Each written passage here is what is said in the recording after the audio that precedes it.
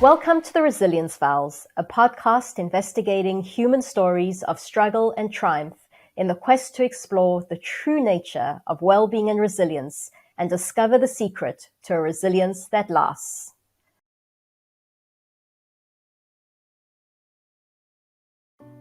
Our guest today, Ian Russell, has become well known as a prominent campaigner for online safety, primarily for young people.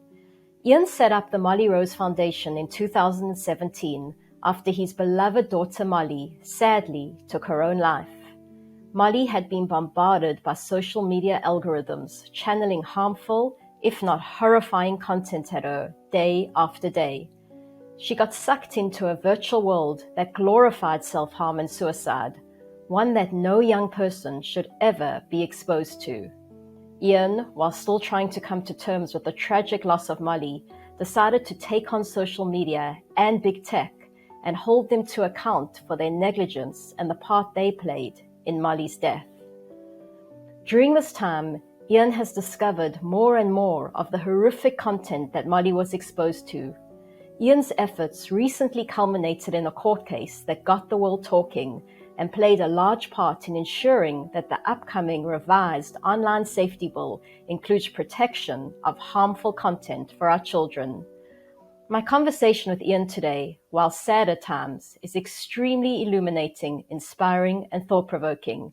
If you or your family engage with social media at all, this is a conversation that you need to hear. As Ian rightly says, if we don't understand this new space we're co-living in, how can we use it responsibly and safely? Please see the links below to find out more about the Molly Rose Foundation. So Ian, welcome to the Resilience Files. Thanks for joining me. Hi, Terry. How are you? I'm good, thank you, and excited to have this conversation with you. Well, so am I. Pleasure to be here. Thank you.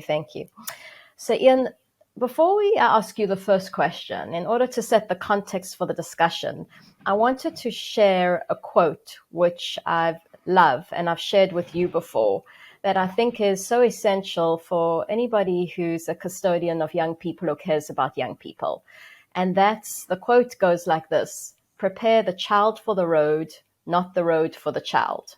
I'll say it again: prepare the child for the road, not the road for the child. And the reason why I feel this quote is so powerful is that in my opinion, it's a bit of a reaction, or some might say overreaction, to this instinct that we have as parents to protect our child and to keep them safe and to make sure that there's nothing in their path that can harm them or make them uncomfortable or struggle or suffer. And as such, there's this term, which I love, called snowplow parenting, which is almost just to like snowplow so that our kids can ski down freely without any obstacles or bumps. And the reason why I feel this quote is so important is because, firstly, it's not possible to smooth out the path and prepare the road to the extent that our children are not going to come up against things which they don't want, they don't expect. Life can be cruel. Life's a contact sport. But more than that, what it does is it almost negates the opportunity for our children to have to grapple with life, to feel the discomfort and to have to get to know themselves. And, a bit like Joseph Campbell's hero's journey, he talks about how that's how you actually carve out a more balanced person. And I believe that's how, when we have to dig deep, that's when we almost find the deeper resources, the innate resources within us. That perspective and resilience and persistence that we need to be able to live a good life. And but what I did want to say is that when it comes to social media, I really do believe that there's a part of the road that we do need to prepare. We have needed to prepare because it has been such an unsafe and almost it hasn't been considered, the dangers, and that's been a lot of your work and what you've tirelessly fought for and what I want to discuss in this conversation. I just want to make sure that we get to the second part, preparing the child, because that's often a piece that's left out of the social media safety discussion. So how does that sound to you? Does that make sense? It does. And in terms of social media, I think one of the things that parents have to grapple with, in addition to the normal responsibilities that a parent has and the decision making that they have to do to fulfill their duties as a parent. In terms of social media, it's keeping up with the pace of tech.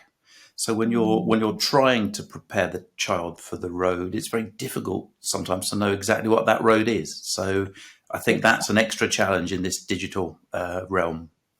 That's an excellent point. That's an excellent point. And that's one of the things that I want to talk to you about, because I think you've come across some things that you didn't know, and I for sure didn't know, in terms of what are we actually up against, what are our children actually up against. And I don't even know the half of it. But Ian, so the first thing I wanted to ask you is, I was watching a video on the Molly Rose Foundation website, and on it, you say, I'm going to quote you, "I remember Janet's scream. I remember pushing past her as she came out of Molly's bedroom. I remember my disbelief when I saw my lifeless youngest daughter. That moment, my old life stopped and a new, emptier life started."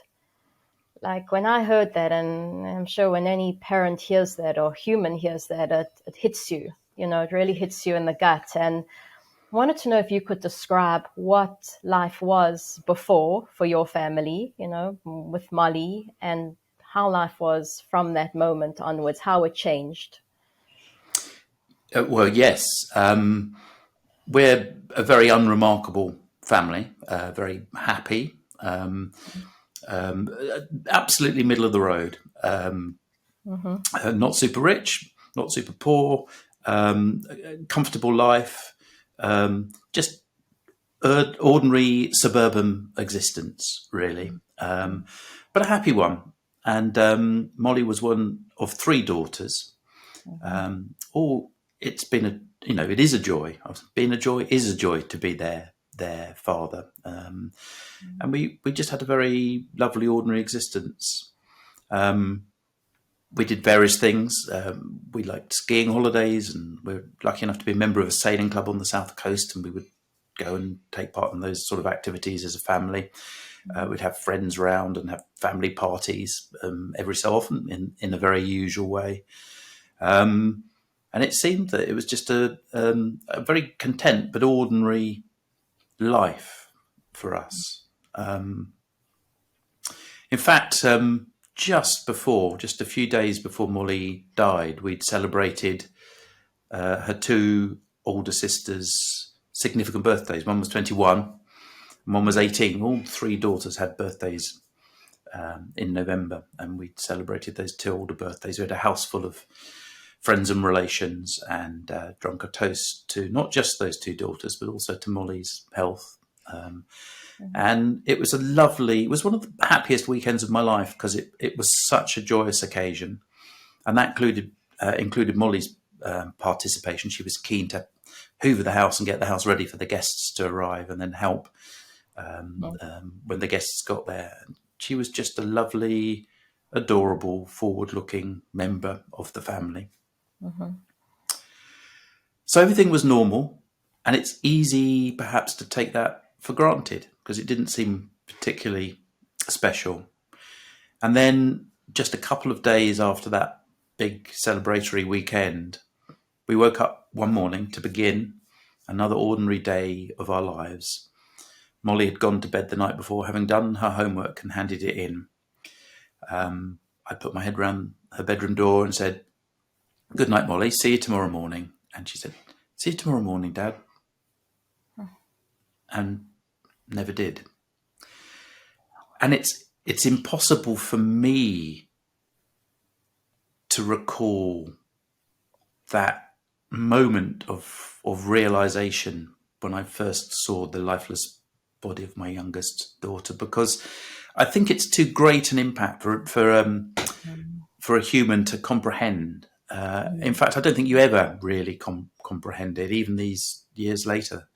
Molly died in 2017, so it's sort of 5 years now, just beyond Molly's death. And it's still difficult to work that out.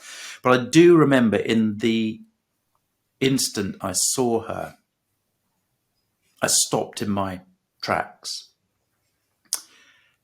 And I could not comprehend why or what had been going on in Molly's life. This was a mystery.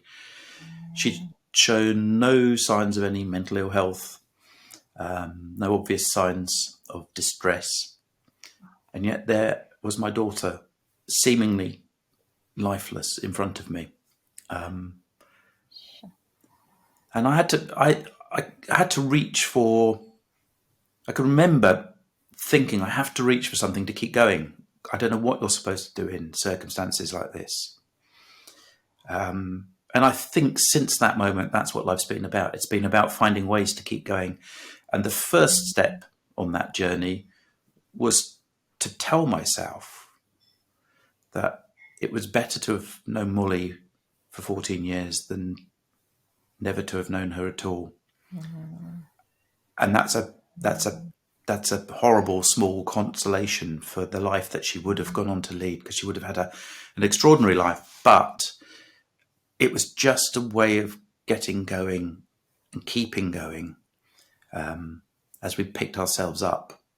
And from that point onwards, the other thing that you feel immediately is, my life will never, ever be the same. From now on, I'll be living a different life. And there's no way of repairing that. There's no way of going back. But from now on, there'll be similarities, but fundamentally, my life is a life of two halves with a big fracture in the middle on the day that Molly died. Wow, sure. I mean, I get very emotional when I hear that. Just the gravitas, the hugeness of that, as you describe it. It's something hard to wrap your head around. But I guess what I'd like to ask you is, when I first met you, one of the things that struck me, and it was I don't know when we met, but it seemed to be not that long after you'd lost Molly, and I didn't know what to expect. We'd heard the story. I'd seen some of your clips on the TV. And I remember being so struck afterwards, like so touched by, you exuded an energy of a life force and of hope and of determination and of meaning. There was meaning. And the question I have for you is, not obviously, but you know that I believe that this is part of humans that's indestructible, that it doesn't matter what comes our way. There's a part of us that is so life-affirming, this innate resilience or well-being, that it can't be destroyed. Yes, it can be covered, and I'm sure it's been covered many times in your darkest moments and in your journey. And obviously for Molly, it sounds like in that moment that she made that decision, it was covered to the extent that she couldn't touch it and feel it. And as you say, it probably wasn't at the party and before, but something happened in that moment that kind of almost she couldn't touch it. I wanted to ask you that when you speak about just the way that you responded, like that your mind gave you even the perspective to know it won't be the same again, because I'm sure a lot of people will be fighting that, and it has to be the same, and how can I make it the same, and feel so, and just the way that you saw, I need to find meaning, and the way that your mind offered you up, how you can find meaning, and the work that you've done, this kind of resilience, this natural resilience, which you embody, and I think is a human thing. But was this always you? Was this Ian before? Was this something that this moment or instance brought out of you more? That's a really interesting question. I think the honest truth is I don't know. I think I absolutely agree that human beings are naturally resilient. We've all evolved to be survivors. We wouldn't be here if we hadn't evolved from a line of people who were good at surviving. And I guess that gives us all that innate resilience in one form or another. But I think it is often quite hard to find. And that's possibly the trick. It's finding those different forms of resilience that lay within us. And circumstances can bring that out. So I don't know. I would guess that there was something within me that had a way of finding a way forward. It was important to when life throws you obstacles to find a way forward. But also, there's no way that you can't be changed by such a tragedy, an absolute calamity happening in front of you, and it's so sudden. See you tomorrow morning, and the next morning you can't. You can never ever say anything again to that gorgeous daughter. That's impossible to live through without it affecting you. Yeah. And it will affect you in bad ways. Of course it will. And the grief that you suffer is huge. But also all of those experiences must contribute something to you, must give you some more clues to help you search for the resilience that is human existence, if you like. So I think that experience, maybe it was there in some measure beforehand, but that experience must have sharpened that search for resilience within me, but subconsciously most of the time. Yeah. It's interesting when you say, because like life is not the same. It's not the same life. And it's almost like you can't be the same person. You intricately, you're connected to your life. And so it's almost like the person you were before dissolves. It's almost not there anymore in the life that you had before. And then you got to recreate one. But with this as the context. And as you're saying, there's something about that process which is very profound. I've seen that, in another podcast guest I had who lost their entire family overnight, car accident, they were murdered. And they speak about the same thing. It's almost like they speak about this ego identity or form of themselves in the world just got crushed, disintegrated. And then there was this new one that had to emerge and find meaning, make sense of life. It's a very powerful, obviously not something that we ask for or want, but a very powerful experience, I'm sure, to go through in some respects. And so after Molly's death, there was a quote of yours that went viral. It was everywhere, and that was, "Instagram helped kill my daughter." And I wanted to ask you, what happened post that moment of you finding Molly that led you to becoming aware that social media had something to do with Molly's death? It's I guess anyone that has lost someone who's ended their own life might react in a very similar way. Every suicide, every ending of life is different. Every person's reaction to that loss of life and their grieving is different. So it's firstly wrong to assume that this applies everywhere and on every occasion. But I think it's possible that people who lose someone to suicide ask lots of questions because they need to understand what has gone on. And those questions in our case often began with a why, because as I say, Molly was a gorgeous, forward-looking young girl growing up to be someone who we couldn't wait for her to become an adult and find out what she was going to do with her life.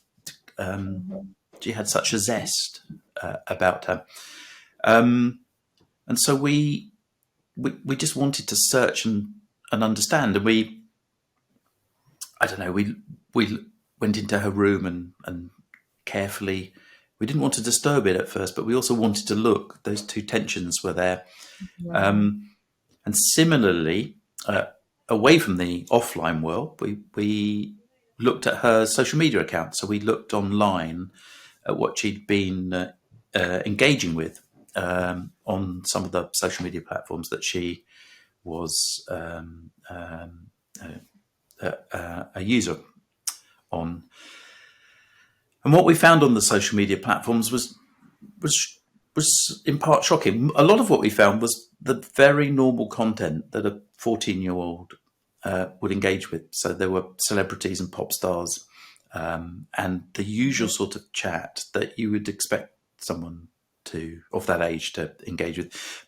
But amongst the posts that Molly had engaged with were posts that quite obviously and quite quickly we realised would have affected Molly's mood. And there were posts connected with anxiety, depression, self-harm, and suicide. And I could not believe that on massive global platforms, these posts existed in this number. I think it's probably impossible to keep such huge, vast tech platforms free of harmful content. But what was really shocking was the amount of this content that seemed to be there. And the content was really, the memorable content was really two sorts of content. There was the sort of brightly coloured content, often bright red coloured content connected with self-harm.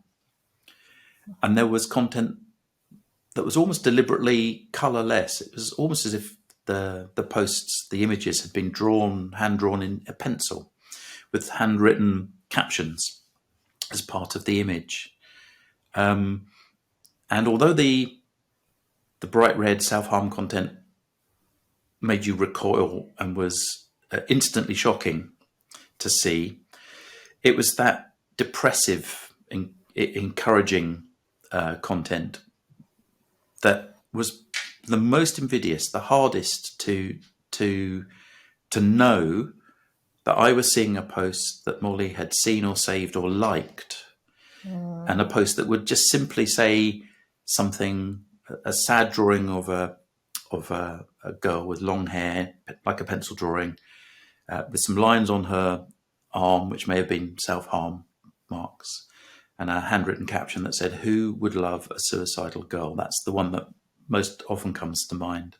And that content existed in enough quantity in Molly's feeds that as soon as we discovered this, we found there was a bit of the missing jigsaw, because we'll never complete the jigsaw puzzle that led to Molly's death. But of course, as a family, you want to put as many pieces as you can find into the puzzle to see as much of the picture as you'll know. So we started with a whole section of the picture missing, and as soon as we found harmful content online, it became instantly clearer how Molly had almost two lives: her online life, where she interacted with the celebrities and the pop groups that she liked, but she at times seemed to interact with quite harmful content, and her offline life, where she seemed a very ordinary, lovely, adorable, forward-looking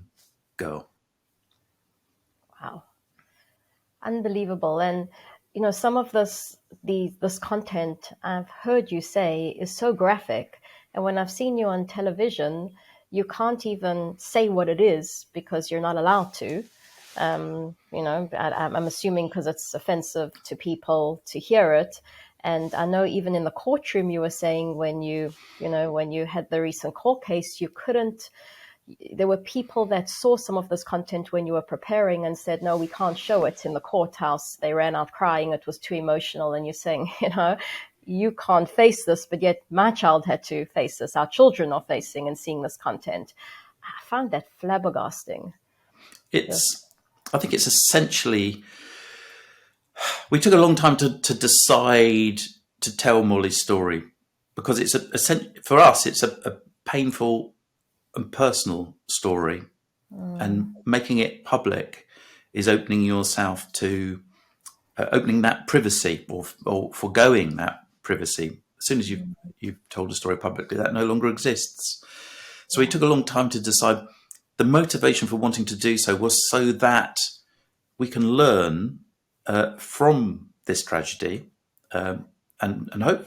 Sadly, there are far too many other tragedies like Molly's, and I think it's important to learn as much as possible from these tragedies in order that we can understand what happens in these cases. We can understand how someone may be, in some cases they may be searching for such content, but quite often they're not even searching for it. The platforms push that content algorithmically towards people, and we need to understand that, because in terms of children and roads and that first metaphor, that's how you don't know what the road is. Is it an old cart track, or is it a high-speed motorway? Has it got speed bumps in it? Has it not? Has it got any other safety measures? It's really hard to understand the technology, and it was definitely really shocking. It took us nearly 5 years after Molly's death before the inquest was completed, and it shouldn't take that long. But we were fortunate that we had such a supportive coroner who seemed to want to find out as much as possible about what had gone on online that may have affected Molly, and may have contributed to her death. That was the process. It just took a long time. With all his efforts and his powers to direct companies to supply evidence to his inquest, supply data, Molly's data to his inquest, it took nearly 5 years to get through that process, because some of the companies were quite slow at supplying data. And they're the ones who supply data. There were companies Yes. who said, we're not going to give you data. We're an American company. You have to use the US system. So the coroner's court, where we sat and we looked at data over a fortnight, we looked at posts that Molly had engaged with. We were looking at a fraction of the posts that had been supplied, which were a fraction of the posts that Molly had seen on platforms, and in turn was a fraction of what she may have seen, because there were platforms who hadn't supplied things. So we were looking at a fraction of a fraction of a fraction of that data.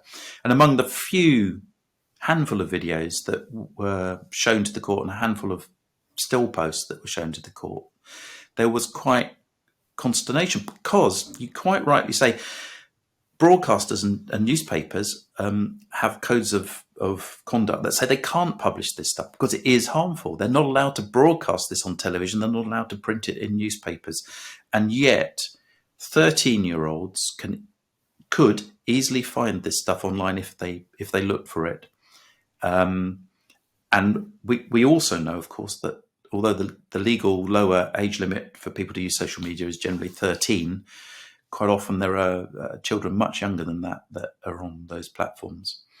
And there's a recent Samaritans survey that was done in conjunction with the University of Swansea, which in the survey discovered that over 3/4 of young people had seen harmful content online by the time they were 14.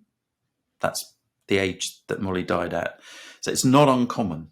Over 3/4 of young people seeing harmful content online by the time they were 14. And what's worse is, of that number, 83% didn't seek out that harmful content. It came to them because the platforms suggested it. So we're trying to tell a story of digital technology is amazing. We all use it every day. It's extraordinary. We don't want to go backwards, but we want to stop the dangers of digital technology. And we're trying to explain that story without being able to show, quite rightly, without being able to show the content that's harmful. So we're almost in an impossible situation. We've got one arm tied behind our back or whatever. It's really hard to communicate the sort of content that's out there, the volume of the content that's out there, and the fact that quite often these platforms are pushing that content towards users, including young children. And that is fundamentally the problem. And that's what has to change. We have to manage as parents, and we have to manage as governments, and the tech platforms need to change their corporate culture so that they design in safety from the outset, so that their products are considered with safety at the heart of the product, which they haven't been up until now. So Ian, I guess the question that I have to ask you is, like, how come? Like, Mark Zuckerberg is a very clever person, and he's also a father. He seems to be a loving parent. How does he let this happen on his platform? I mean, he seems to consider everything. Like, this can't just be about money, pushing things to keep everybody on. It just doesn't make sense. Like, I'm sure you've thought about this. Like, how come? How come this has been allowed to happen? I think it's almost a set of. It certainly wasn't. It isn't deliberate. I think it's evolved that way. I think it was one of the royal princes who in about 2016 or something, was trying to campaign about online safety. Interestingly, at that time, Yes.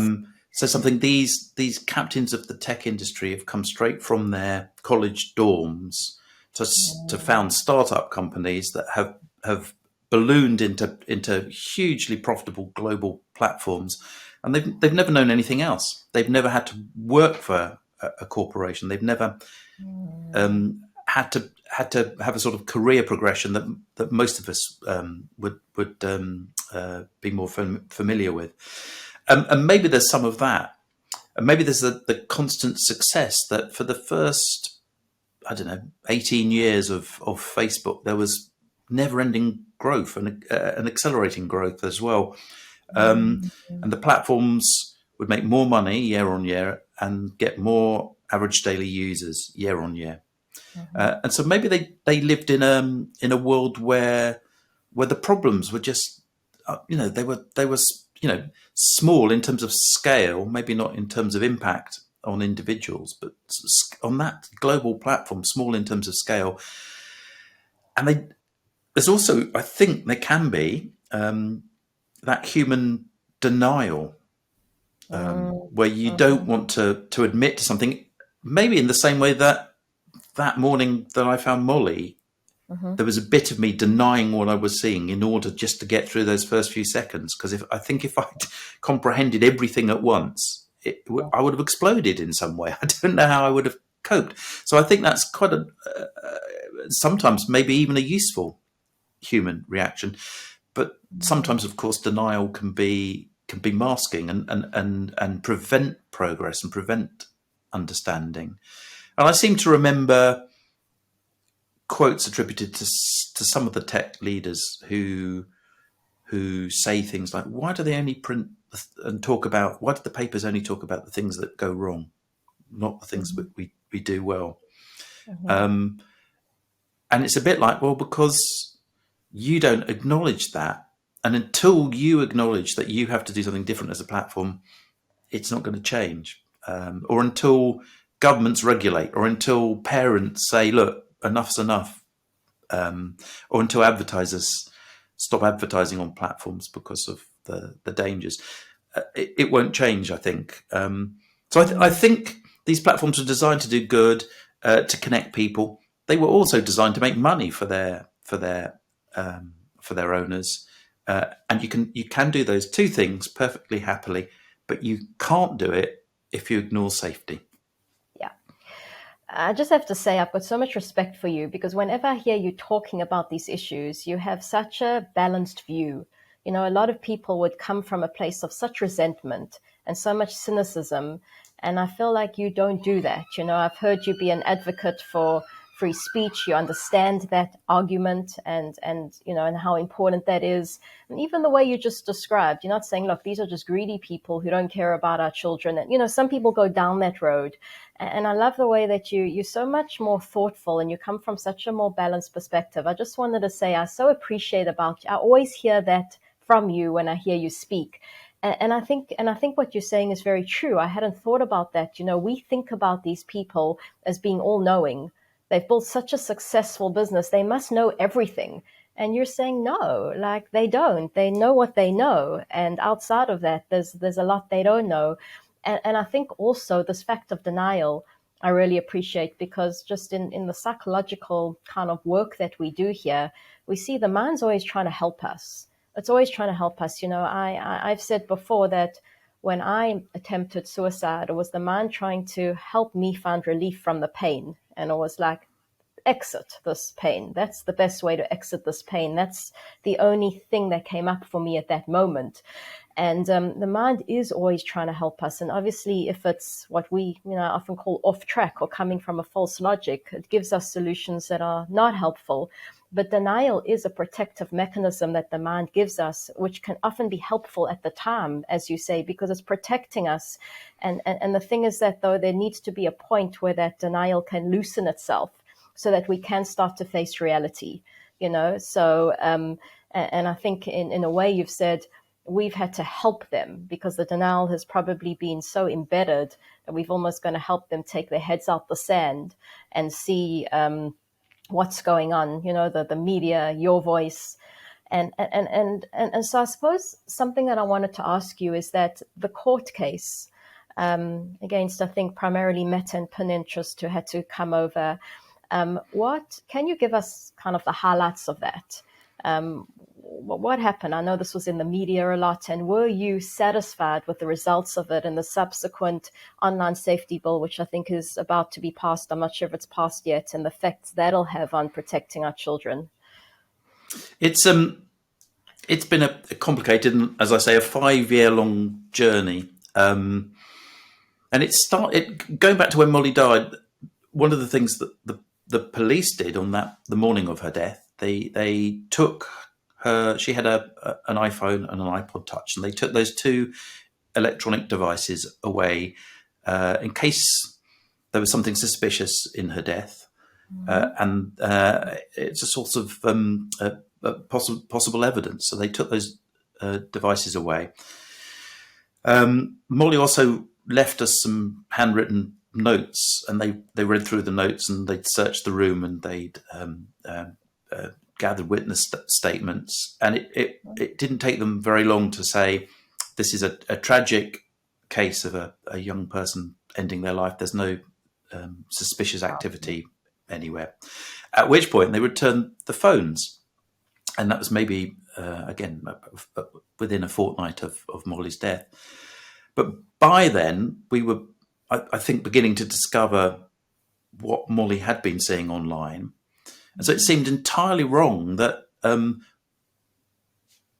they were not looking into this avenue of evidence. So an email to the coroner, who replied within an hour, and I said, is there any way that we can get the police to look into this, try and get the data from Molly's phones to try and find out better what she may have been exposed to? And the coroner said yes. And he directed the police to come and get the phones back and searched for them. It took 2 years for the police to get the data off Molly's phone. But that was a really important first step. And the police officers involved in getting that data had to limit the time that they were looking at the content of Molly's phones, because it was too harrowing and too damaging to them. These are trained police officers. Wow. That was the first time we heard how difficult this material was. And it's also a cumulative effect. It transpires. These posts were sent to Molly constantly, dozens of times a day, sometimes, if not hundreds. And so you can't escape it. Once we discovered that data, the coroner pushed even harder and directed 5 platforms to send data, any data that they had about Molly's online accounts, to him for his for evidence in his inquest into Molly's death. One of those platforms said, we can't send you anything because we don't have it. It's end-to-end encrypted, so we can't. There's no data we can give you. Another platform said, we're based in the US. You have to use US laws, so that didn't go any further. One platform eventually agreed that they would give me a password reset, and I could take over Molly's account and download her data that way. Mm-hmm. And 2 platforms sent data to the coroner's inquest and played a much bigger role. And they were Meta, Instagram's parent company, and Pinterest. And they they became a thing that's known as an interested person, which in a coroner's court means that they've got a formal they participate formally within the inquest. Mm-hmm. And they have to supply witnesses who can be cross-examined, and they can cross-examine other witnesses. So they could cross-examine me if they chose to, for example. And this whole process just took time. There was the pandemic as well, which delayed court proceedings, but I don't think it delayed things terribly much.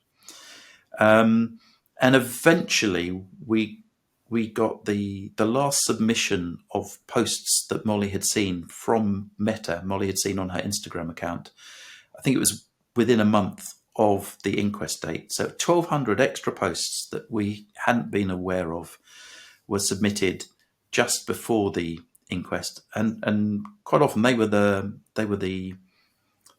hardest posts to see. And it helped. It was another piece of that jigsaw going, and it helped complete more of that picture, because we were able to see more of what Molly had engaged with. And Meta's submissions were only her engagement, so Molly had to save or like content, engage with it, not just see it on her feed, which we believe was probably only 10% of what she saw on Instagram. But we saw these posts, and we saw that there were times when she was almost within seconds having harmful content post, harmful content post, harmful content post. She was being bombarded by these posts. And we also discovered that Molly had a Twitter account. I've mentioned Twitter. If it wasn't for the police downloading data from her phone, we'd never have known that. We, as a family, all had Twitter accounts and followed each other on Twitter. Molly never used it. She didn't seem to be much of a social media person. She didn't use her Twitter account, so she deleted it. She never had a Facebook account, for example.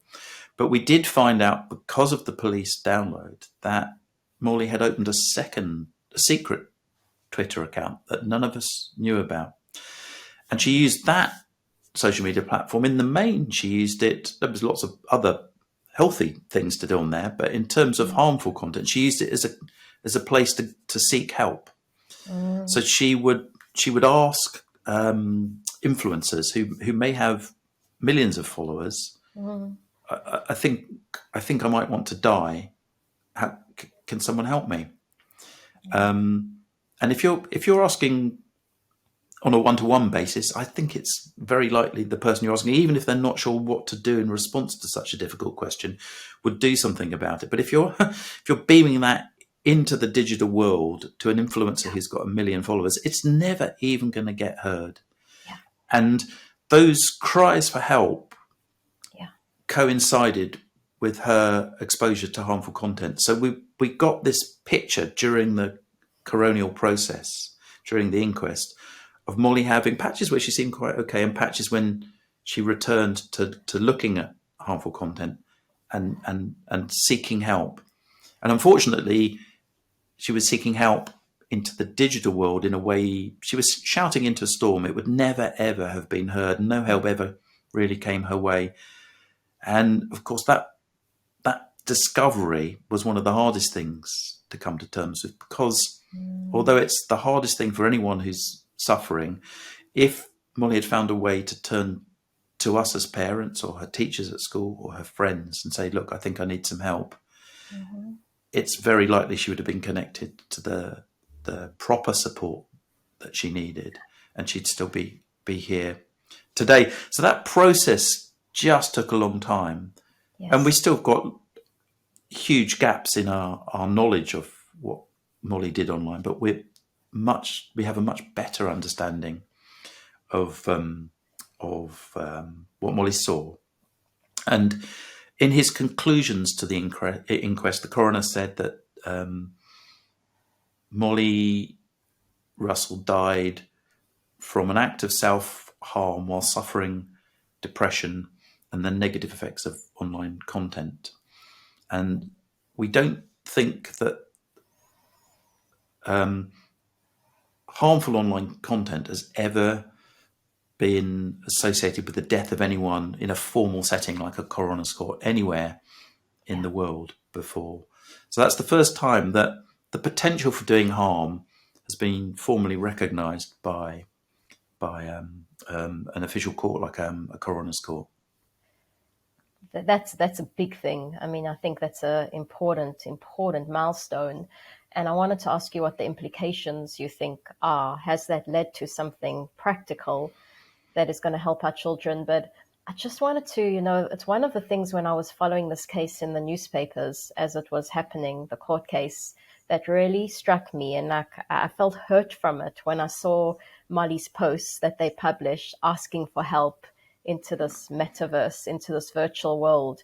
But really, I get emotional thinking about it. I can't imagine how it must have been for you. And I understand it because I know as a teenager, when I struggled with self-harming and attempted suicide a few times, 18, 19, I didn't tell my parents. And it wasn't like I wasn't close to my parents. I was extremely close, especially to my mother. But I didn't tell them what was going on. I couldn't. I was struggling. I was struggling with my self-esteem, with so many issues. There were so many strong emotions.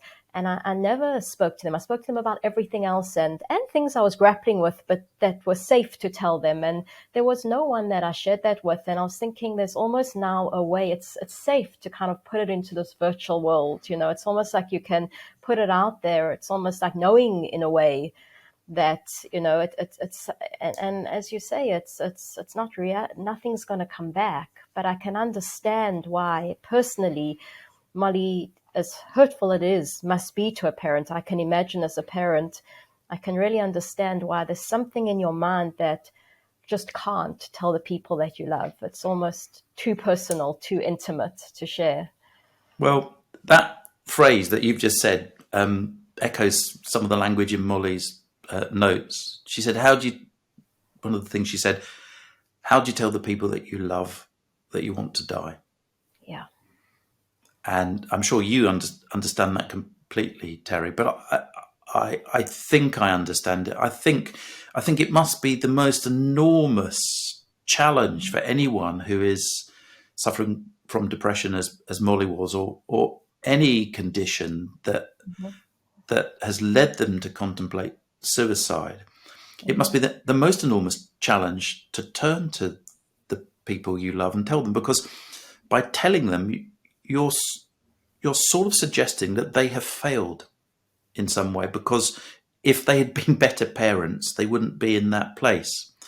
Now, as a bereaved father, there are times when I think I've failed quite naturally, and I go back and wish I'd done things differently or discovered things whilst Molly was still alive. But I think all that stigma that surrounds mental health issues is the first thing that has to change. And there's a second or another stigma that surrounds suicide that also has to change. If I go into work one morning and someone says, "How are you?" and I say, "Well, I've got a bit of a headache," people might laugh. People might say, "Well, I'm sorry to hear that." But people wouldn't think very much of it. But if I went into work one morning and said, "Oh," and someone said, "How are you feeling?" and I said, I don't know. I'm not feeling on top form today.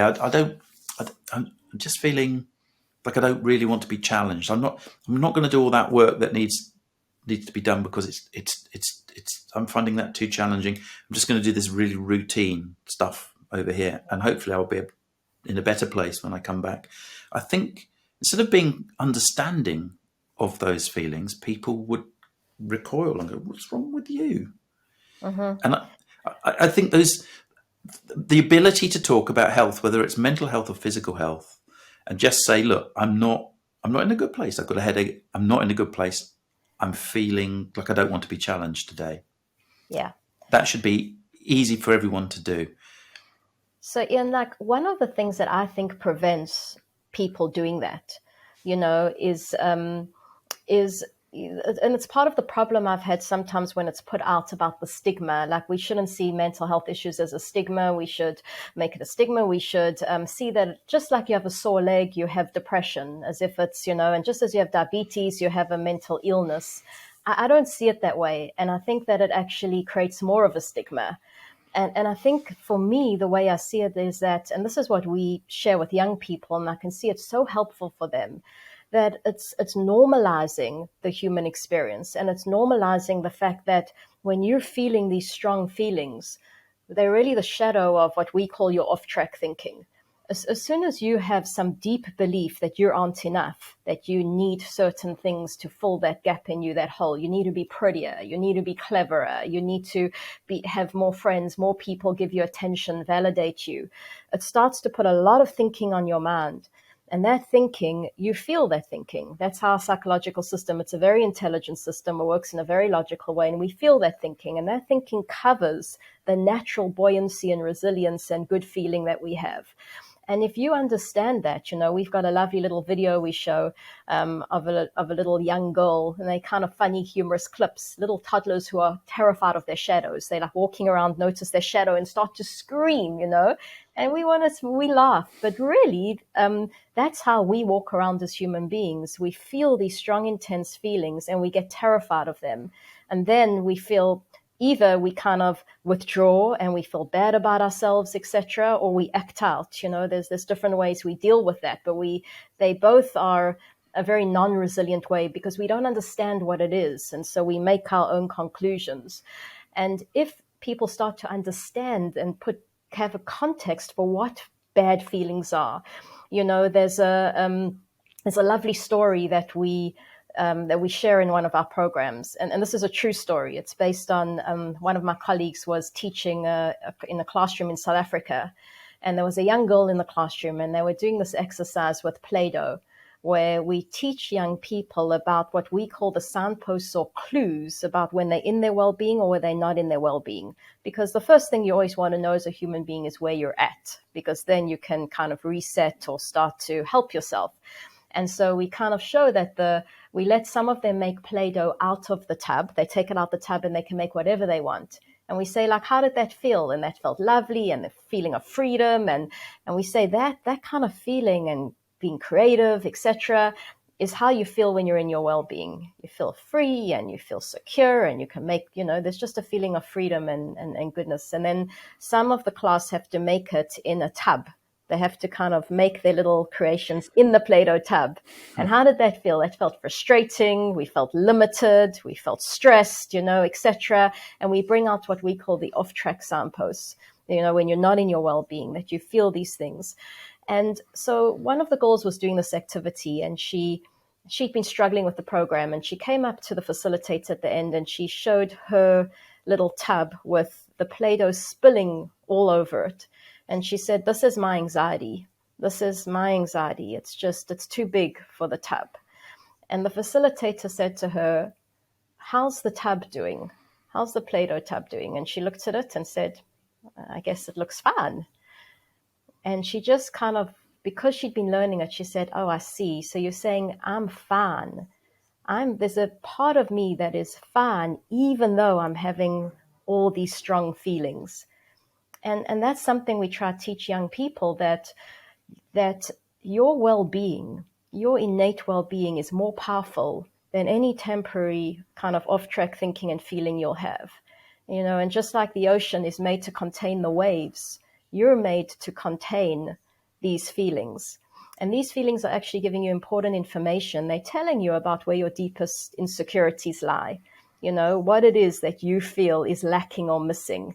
And if you follow the thread, if you get curious rather than terrified, you can start to learn about yourself and, and really discover things that are going to help you and kind of carve out that, as we were saying, that more balanced person. But so much of the information, and there's so much more, is missing for young people. So when they do feel bad, they think there's something wrong with me, and they get frightened. And I think that's why they kind of go into this internal world and try and manage it and etc. But the normalization and the normalization, I don't mean that it's wonderful to feel these painful and uncomfortable feelings, but there's a way that it gives context and perspective that allows people then to speak about it without feeling shame or judgment, and seeing this is a normal part of the human experience, and I can learn about it rather than be terrified of it. Normal part of the human experience, I think, is so often missed. People don't see that in terms of their feelings, their emotions, or their mental health. And also, you can be given labels, which sometimes are useful because they can signpost you in a good direction, but sometimes they might take you in the wrong direction. And I don't know, an example that comes to mind, if I'm starting a new job, a new place of work, I could say, oh, I'm excited to do that. And that's a label, and that's a positive label. Mm-hmm. Or I could say, I'm nervous to do that. That is slightly less good than exciting, maybe, but maybe more honest. Mm-hmm. Or I could say, I'm really quite anxious about this. And actually, those feelings, excitement, nervousness, and being anxious of something, there's often hardly anything that divides them. So it's not really three different feelings. It's three different words that you've applied to a very similar feeling. And I think that understanding that we all have feelings, that sometimes feelings of joy and elation and are great, and we all also have feelings that are going to be more challenging feelings. That is normal. And because you're human beings have evolved to be very good at finding a way through those feelings. But it really is, I absolutely agree, the best way to understand your feelings is to listen to them and to try and work out where they've come from, and to try and even if you think your feeling is a negative feeling, try and find something that can take you forward in a positive direction from it. Being frightened makes you run faster, run away from the bear that's chasing you or whatever. Sometimes being frightened isn't a bad thing after all. So just try and find the reasons behind it, I think. I don't know Yeah. if that makes any sense. Well, definitely, because the one thing I've come to really appreciate is that the mind is not a random, haphazard, kind of machine. It actually is an incredibly intelligent system. And like all the other intelligent systems, our physiological system and, the weather system and gravity and etc., it functions in a very predictable, logical way. And that's why if you follow the thread of your feeling, you see what is it, because essentially what you see, just to use the metaphor of the tiger, the saber-toothed tiger, we were kind of hardwired to protect ourselves from being eaten by this tiger. But what happens in life today is that we've now got these fictitious tigers. Everything looks like a tiger. Being left out, being not meeting that deadline, those suddenly look like tigers. And our minds start to think that we need to protect ourselves. They get frightened. And often when you ask yourselves those questions like, why am I so frightened? Oh, it's because of this deadline. Or does this deadline actually have power over my emotional state? Can it increase or decrease my well-being? No, because well-being is something within us. It can't do that, and if it seems to, then I'm on kind of what we call the false logic or off-track road. Why does it seem that? Why does a deadline seem that? And then often you get to, well, I have a belief that I need to be perfect and get things right. And this deadline is threatening that belief that I need to get things right in order to be okay. To truly be okay inside, I need to be perfect and get things right. And this deadline threatens that. And then you can say, well, why? Why do I need to be perfect and get things right? Can't I can be okay without getting things right all the time. There are lots of things I haven't. And you can start to challenge these almost core beliefs that we've outsourced our well-being to. And so, there's this beautiful quote by this philosopher who I had the opportunity to meet and had a big impact on kind of the way I understand the human mind. His name was Sydney Banks. And he says, if you could understand, I'm gonna see if I can read the quote here. If the only thing people learned was not to be afraid of their experience, that alone would change the world. So if the only thing people learned was not to be afraid of their experience, that alone would change the world. And I love that, because all human struggle is around that. We get frightened by experience, and again, we either act in or we act out. We either harm other people or we start to harm ourselves, and that can be self-talk or further.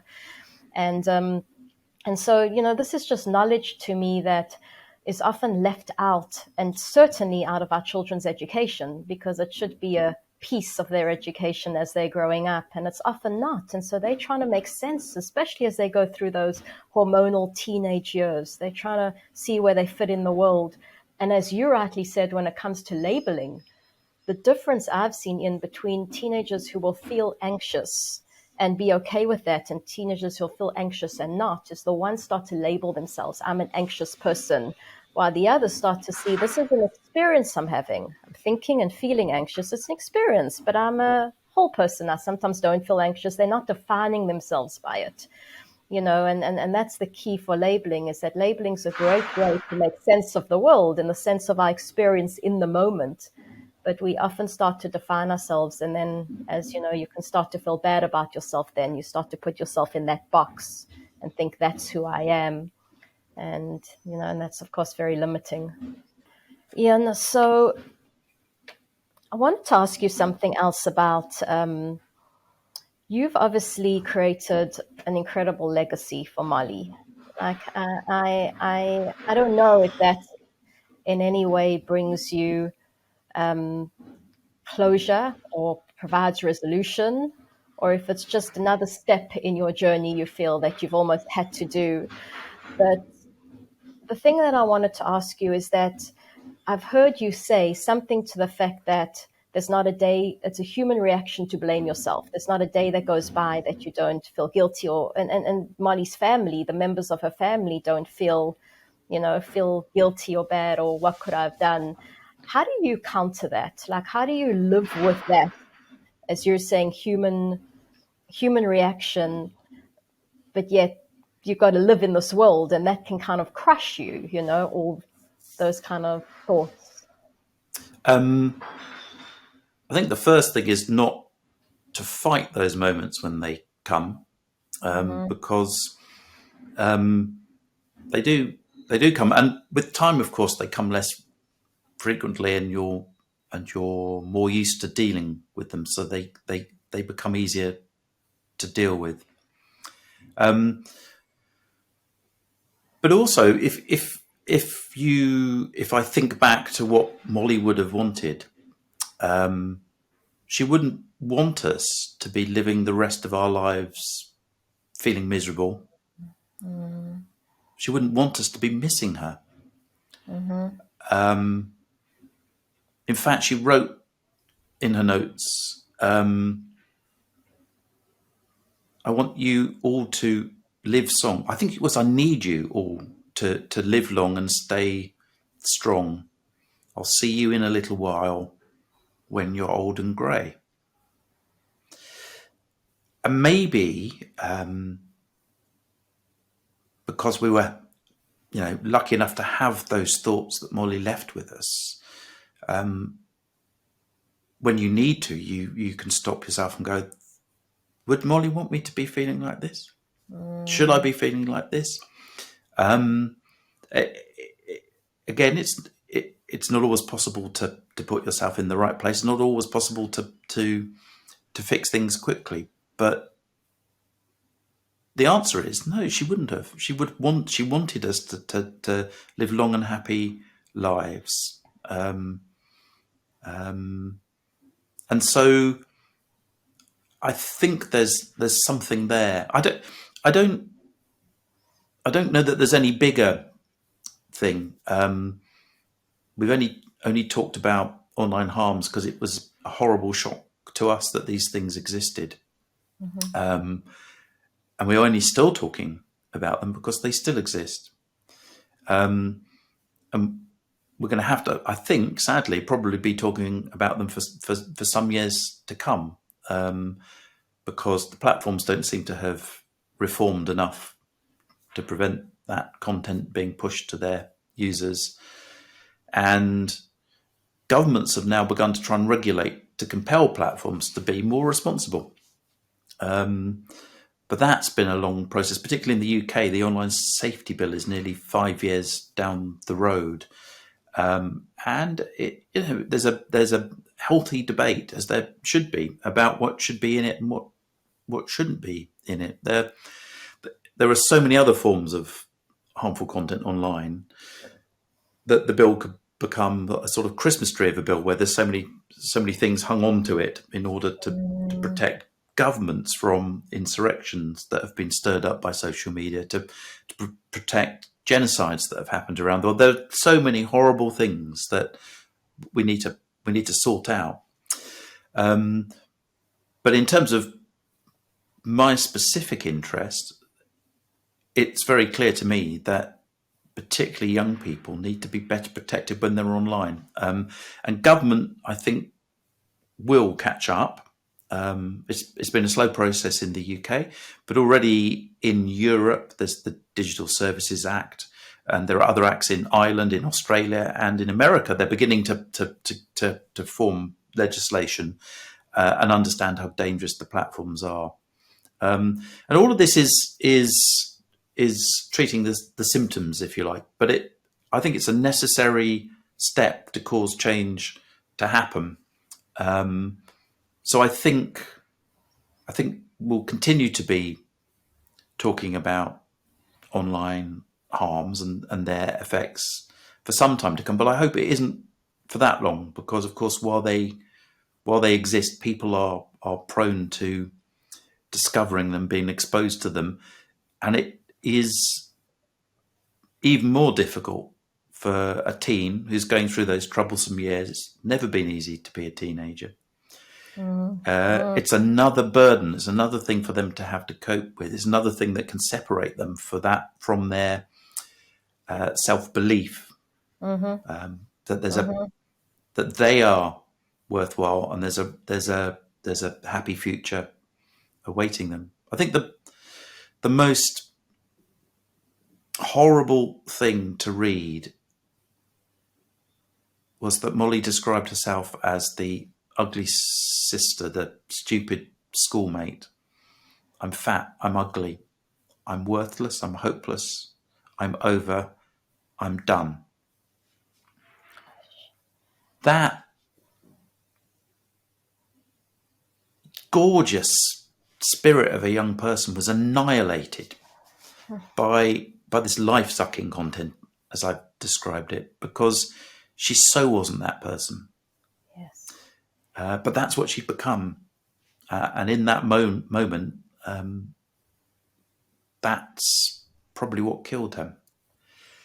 And so it's important when other people, for whatever reason, are in that situation, that we do what we can to support them, do what we can to connect them to their own abilities, their innate abilities to look after themselves, but also sometimes to know that it's perfectly all right to turn to a trusted source of support for help, because you can't always do everything on your own.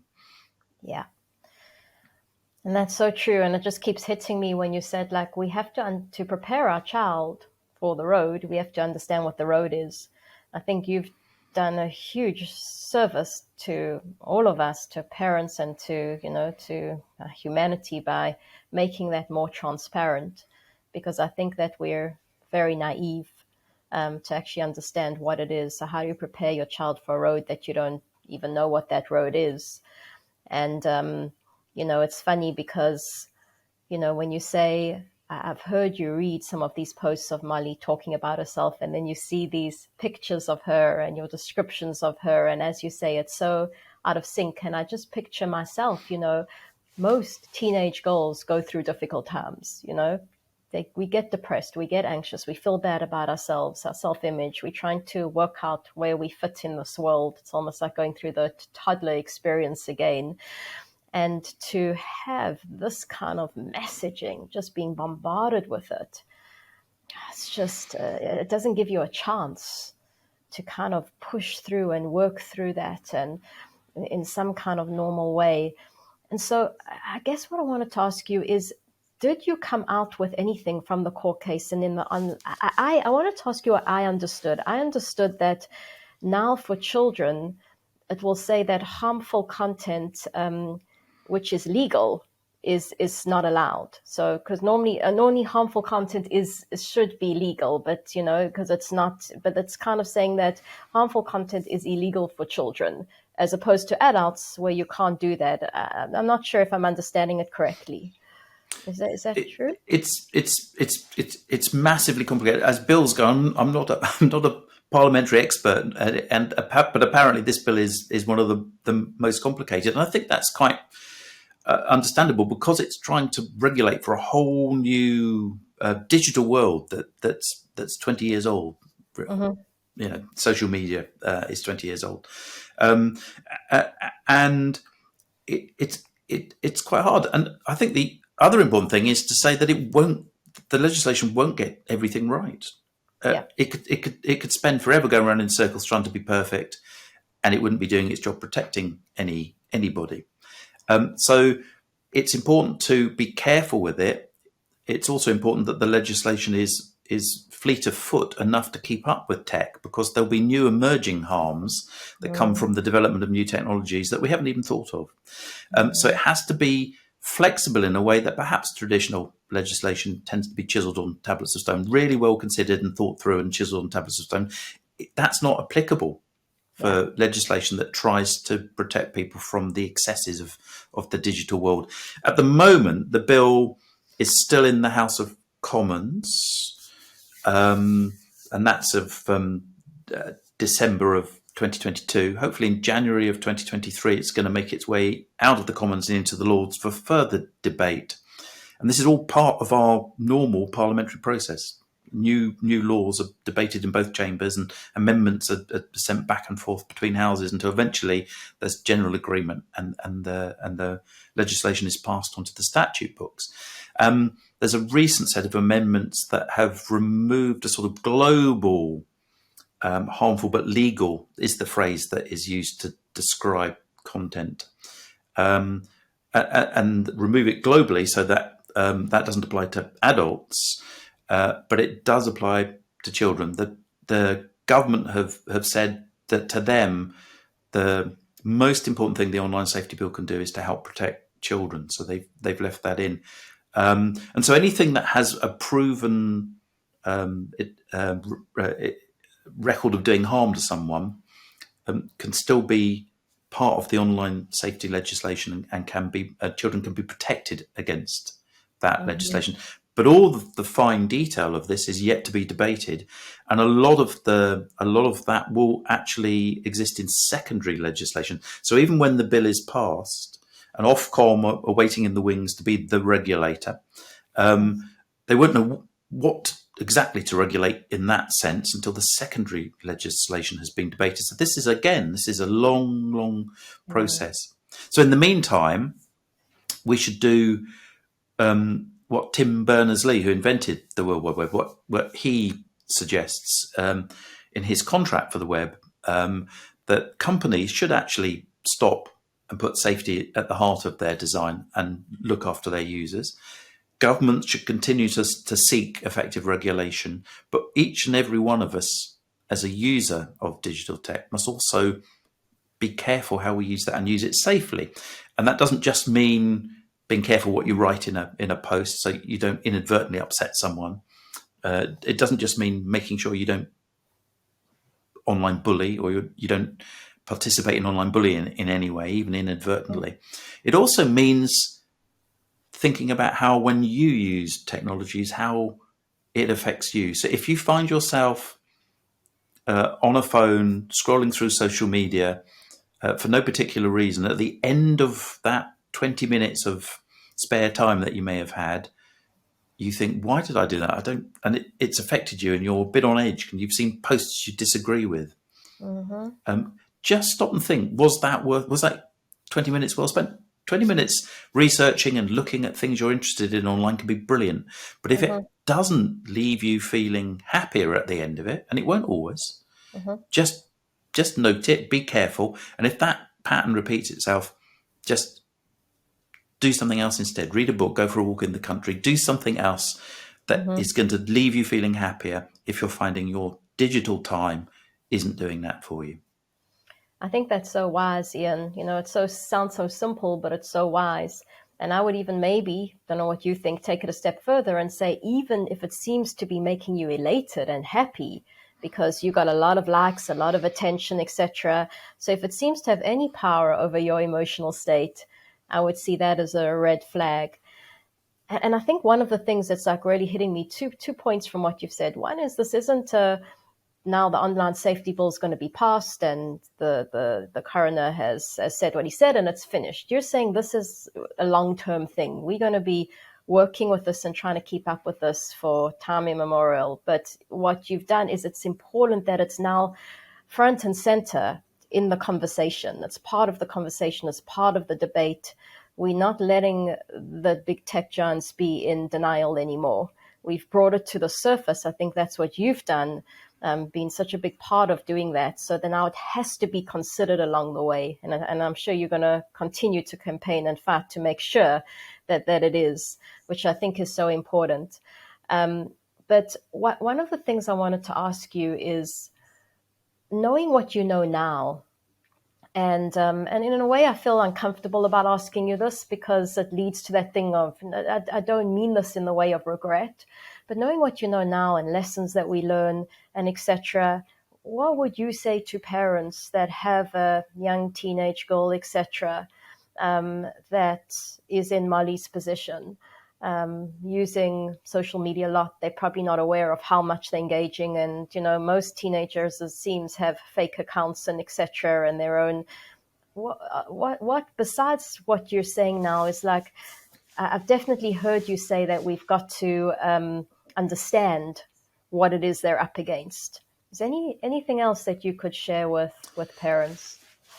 It's important that parents use the same sort of, I think, techniques that they would in the offline world, and that's Mm-hmm. is as much as possible, especially through the teenage years. You're letting your child become more independent, maybe not quite pushing them away, but letting the distance increase so that they will eventually turn into independent young adults. Mm-hmm. That process has never been easy, as we've said, but when you do that, sometimes you stand back and let a child fall, but you do that in a considered way to make sure that it's in a safe way, and it's a very good way of learning, and we all learn from our mistakes. Yeah. Um, but sometimes Yeah. you step in and you stop something Yeah. happening because you think the risks are too high, and it's trying to put yourself in the position of a parent where you can make those sort of judgments in the digital world as well.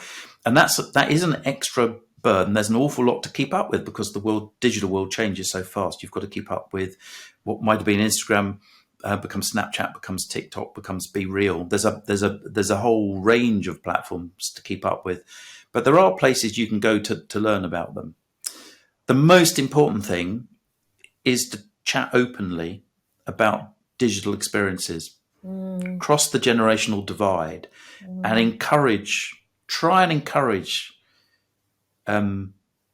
your children to come to you if they have a problem with something that they've seen online. They might not like, I don't know, a WhatsApp group at school where they've seen someone's beginning to pick on a friend and it's turning into mm, bullying. Try and encourage them to talk about that. yeah. They might find harmful content on one of their social media feeds. Try and to encourage them to say, if you find something that's harmful, let us know. We can talk about it, and maybe you can get it removed. There are, the platforms do take down harmful content, at Yeah. least some of the time, and if you fail to do that, there are organisations who will help you get harmful content Yeah. removed. It's a bit late. The content shouldn't be there. So also you need to talk about the sort of algorithmic process. Don't just without labouring it, but explain that what you're getting on your feeds, all of us are getting on our feeds, Mm-hmm. is affected by the engagement and what the platforms think will keep you on their platform. So it's not always what you want, or not always what's good for you. It's Exactly. not designed to do that. Yeah. It's designed for other reasons. And so that sort of digital literacy, that education around the digital world, is also important. But the most important thing, and it's perhaps the hardest thing, is to try and keep that channel of communication going between the generations. Yeah. Yeah. I so agree with you because, and I love the way you said parent them like you would parent them in the real world, because I think that parents feel very disempowered when it comes to this virtual world, and they feel like they know so little about it and their children know more, and they don't feel that they can kind of step in, as you say. And I think that that's not true. And I think parents should be empowered to see the same way that you would support and educate and, kind of help your child self-correct in the normal world. You've got to, it's no different to the virtual world. And these conversations, as you say, are so important. And as long as there's a good, healthy relationship, you're spending time with your child, you're building that rapport, and that good sense of connection, the communication will come naturally. But I often feel that as parents, when things are going well, we step back and just think, okay, we don't want to put a, I don't know what you call it, a upset the apple cart, so we'll just, let things be. But those are the moments where there's a good feeling, when things are going well, that you want to step in and have those conversations. They're rich conversations, so it's education and for sure around the digital world, because we just assume because our kids are so literate in that, they're still children. They don't have the perspective that we do. This is not the real world. The connections you're having are not real connections. The way that you're behaving, the things that you say and people say are not what you'd say if someone was face to face. And these, having this context and just knowledge and wisdom that parents would have from experience of life, we need to give that education and keep that communication and hear from them. So I think that that's very, very valuable. Very valuable. Yeah, the So young voice is often overlooked. Online, offline, it's often overlooked, and I think it's something as a society we need to find ways to spend more time listening to what young people have to say. very much so. Very much so. Ian, first of all, thank you so much. It's been so lovely to spend time with you, and thank you for your incredible work you're doing to help make this online world, this virtual world, safer for our children. And again, sorry that it had to happen through this mechanism, but what a beautiful legacy to Molly. She's kind of got an association now with something so positive in the world and so important for all our children through you and through the work that you're doing. Last question for you. What's next for you? What's next on the agenda? Well, I don't know, Terry. As I say, we'll keep speaking up until the platforms are taking action that we know that they can take. They're some of the biggest, most technologically advanced companies in the world, and we know that they can do more than they are currently doing. When their corporate culture has changed and they're doing more, and government regulation is helping with that process, and there's a whole level more of transparency, so that as new harms emerge and as new ways of coping with them are discovered, that is shared rather than hidden or capitalized on. yes. That process of transparency and that process of working together, governments and companies and individuals, to make the digital space safer, particularly for children. As I say, that's going to go on for at least a few years. So that's what's next. Okay. Well, fantastic. And once again, thank you. I really appreciate your time today. No, it's been great to chat as ever, Terry. So thank you. You're welcome. I hope you enjoyed this episode. Please follow or subscribe so that you can stay up to date with our latest episodes.